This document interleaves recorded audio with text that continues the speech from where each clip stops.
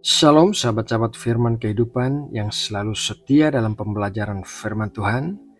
Saya percaya setiap orang yang mencari Tuhan dengan kesungguhan hati pasti akan menemukan Tuhan karena Dia adalah Allah yang baik dan bersedia untuk menyingkapkan dirinya kepada kita. Sahabatku, mari kita berdoa sebelum masuk dalam pembelajaran firman Tuhan hari ini.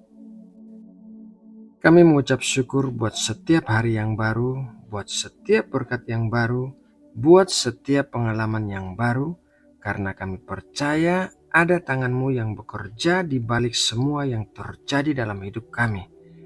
Kami percaya kasih dan kebaikan-Mu ya Allah, dan kami menyerahkan hati dan hidup kami sepenuhnya ke dalam tangan-Mu. Ya Tuhan, saat ini kami mempersiapkan hati dan pikiran kami untuk menerima berkat firman-Mu. Bentuklah kami dan ubahkanlah kami agar kami bisa menjadi serupa dengan Kristus. Pakailah hidup kami untuk menjadi saksi-Mu dan pakailah kami untuk menjadi berkat bagi sesama kami. Terima kasih ya Bapa. Dalam nama Tuhan Yesus Kristus kami berdoa dan mengucap syukur. Amin. Sahabat firman kehidupan, saat orang-orang mengajukan pertanyaan kepada Tuhan Yesus, seringkali Tuhan Yesus tidak menjawab langsung, melainkan menjawab melalui perumpamaan atau bahkan menjawab pertanyaan yang diajukan dengan pertanyaan juga.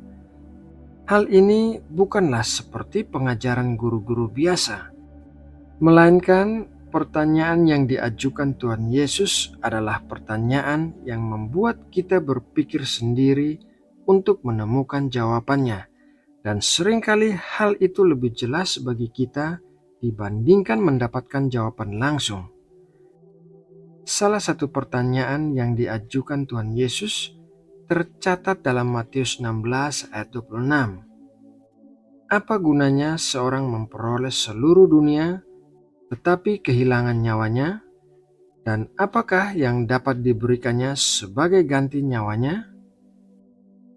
Pertanyaan Tuhan Yesus ini adalah pertanyaan yang harus kita ajukan kepada diri kita sendiri apabila kita berniat untuk menjadi orang yang sukses.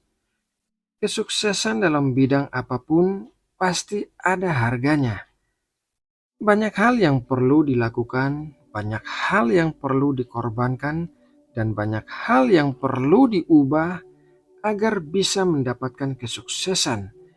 Tetapi apakah harga yang harus kita bayar itu adalah harga yang tepat untuk kesuksesan yang kita peroleh?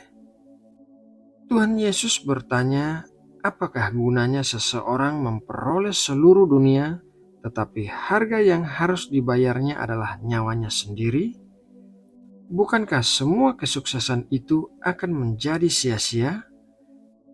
Tuhan Yesus mengerti sifat dasar manusia yang serakah, dan Tuhan Yesus mengajukan pertanyaan itu berdasarkan belas kasihannya kepada manusia.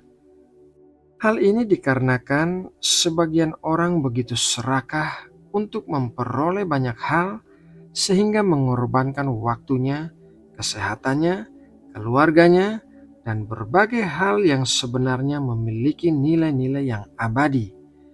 Semua hal itu dikorbankan agar bisa memperoleh kesuksesan yang bersifat semu atau sementara. Berapa banyaknya orang yang berada di puncak kesuksesan tetapi merasa kesepian karena di sepanjang prosesnya untuk mencapai puncak, ia telah mengorbankan keluarganya, sahabat-sahabatnya, dan waktunya yang berharga. Jadi saat ia telah mencapai puncak kesuksesan, hidupnya tidak lagi memiliki hal-hal yang memiliki nilai abadi dan yang memberikan kebahagiaan yang sesungguhnya. Kesuksesan di dalam kehidupan adalah hal yang penting bagi setiap manusia. Tetapi pertanyaannya adalah, kesuksesan yang seperti apa dan dalam hal apa?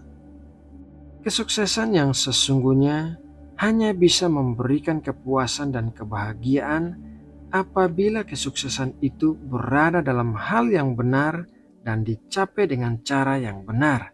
Dan seperti yang dikatakan oleh Tuhan Yesus, kesuksesan dalam hal yang salah akan menyebabkan seseorang kehilangan nyawanya. Salah satu penyebab orang bisa kehilangan nyawanya saat berusaha mengejar kesuksesan dengan mengorbankan segalanya adalah kekhawatiran. Kekhawatiran bisa membuat orang susah tidur di malam hari karena memikirkan banyak hal yang harus dilakukan keesokan harinya. Kekhawatiran pada akhirnya akan menyebabkan berbagai penyakit pada tubuh karena disebabkan kekurangan istirahat dan pikiran yang terlalu terbeban. Kekhawatiran adalah salah satu efek samping dari mengejar kesuksesan dengan cara yang salah. Sahabat firman kehidupan yang dikasihi oleh Allah, kesuksesan dalam semua bidang kehidupan, baik itu bidang pernikahan, pekerjaan, keuangan, popularitas, dan lain sebagainya, bukanlah sebuah hal yang ditentang oleh Allah. Dalam Alkitab, kita bisa membaca ada banyak tokoh Alkitab yang diberkati dengan kesuksesan yang luar biasa, dan meskipun demikian, mereka tetap memiliki hubungan yang akrab dengan Allah. Jadi, kesuksesan juga bukan berarti akan menjauhkan seseorang dari Allah. Apa yang Tuhan Yesus nasihatkan adalah agar kita memperhatikan harga yang harus kita bayar untuk memperoleh kesuksesan itu, dan jangan sampai kita mengorbankan segalanya, termasuk nyawa kita, hanya untuk memperoleh kesuksesan yang bersifat semu atau sementara.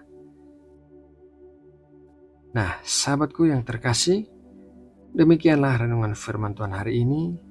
Semoga renungan ini dapat membangun dan menguatkan iman kita kepada Allah.